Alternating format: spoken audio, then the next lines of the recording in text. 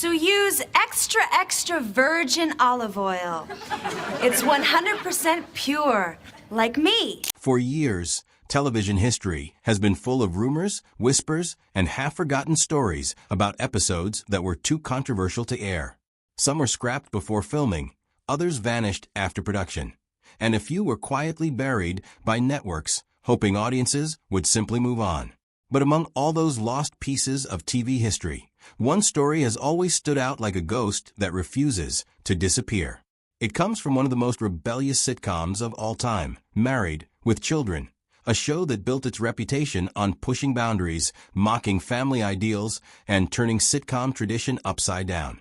And yet, even this show had an episode so sensitive, so uncomfortable for its time, that Fox quietly locked it away for decades. This is the story of that episode, how it was made, why it was banned, and why it is finally resurfacing in a world that has changed far more than anyone expected. When Married with Children first premiered in the late 1980s, it didn't behave like a normal sitcom. While most family shows of the era focused on warmth, moral lessons, and clean humor, the Bundy household was the opposite of everything audiences were used to. Al Bundy was exhausted, bitter, and stuck in a life he openly hated. Peg Bundy refused domestic expectations entirely. Their children were selfish, sarcastic, and often clueless in ways that made them both funny and disturbing.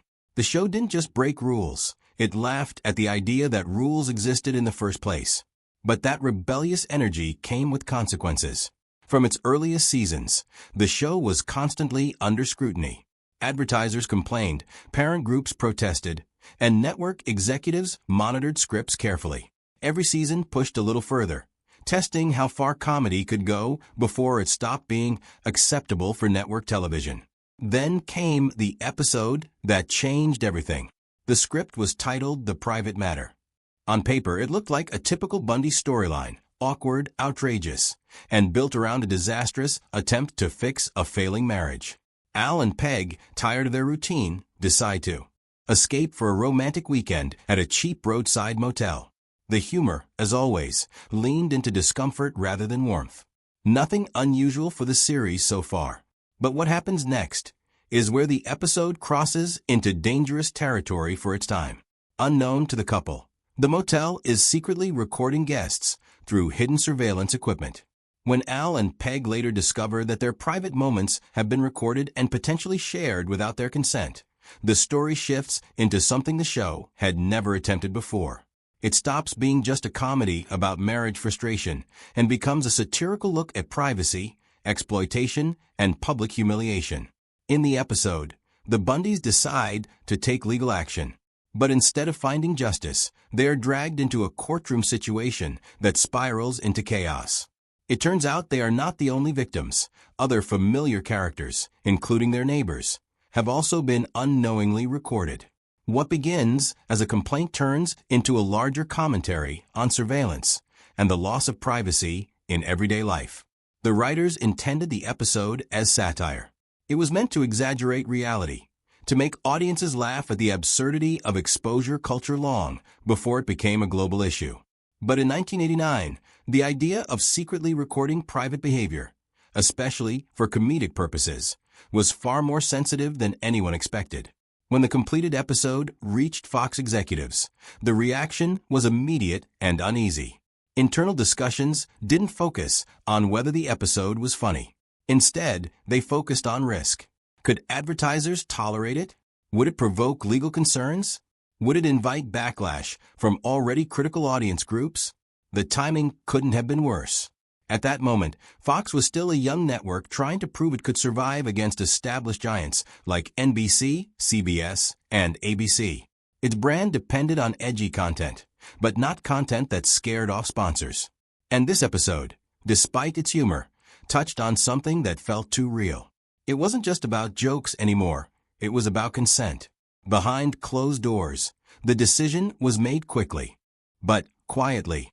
The episode would not air. There was no announcement, no press release, no explanation. It simply disappeared from the schedule. For viewers, nothing seemed unusual. Married with Children continued its run as normal, delivering more chaotic Bundy misadventures week after week. But internally, the episode was shelved and stored away, marked as not for broadcast. For years, rumors spread among fans. Some believed it had never been completed. Others thought it had aired once and been immediately pulled. A few even claimed to have seen it in foreign syndication. But none of these stories could be confirmed.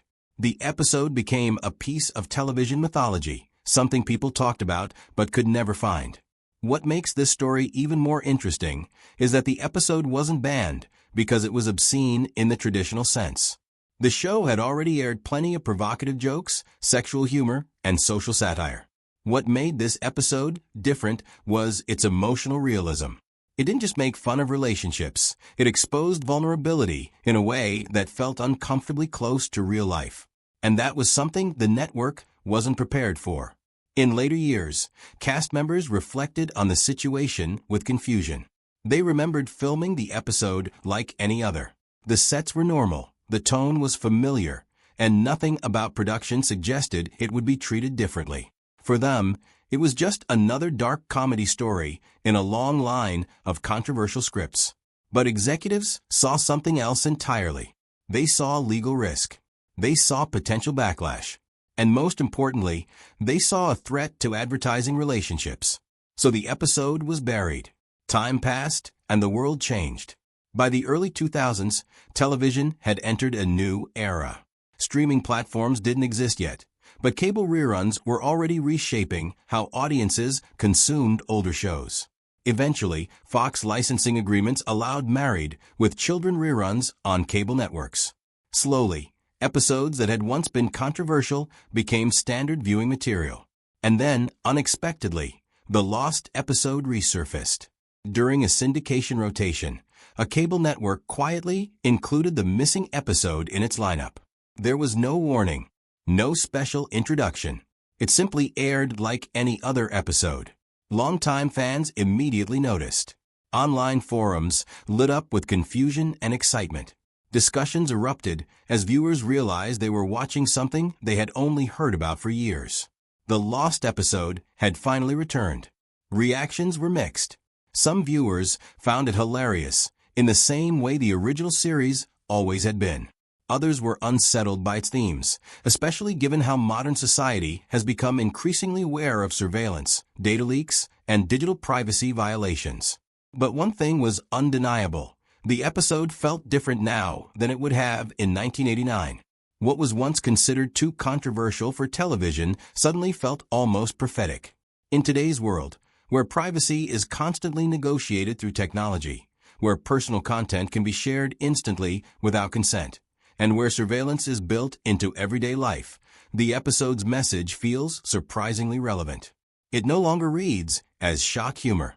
It reads as commentary. The idea that private moments can become public without permission is no longer hypothetical. It is part of modern digital culture. That shift in reality is exactly why the episode's return matters. Over time, discussions about officially releasing the episode grew louder. Fans demanded its inclusion in complete box sets. Critics re-evaluated its themes. Media historians began to view it not as a scandal, but as a snapshot of a turning point in television history. Eventually, entertainment rights holders began exploring restoration. The episode was digitized, cleaned, and prepared for modern distribution alongside other lost or controversial television material. But even now, its legacy remains complicated. Was it banned because it was inappropriate, or because it was ahead of its time?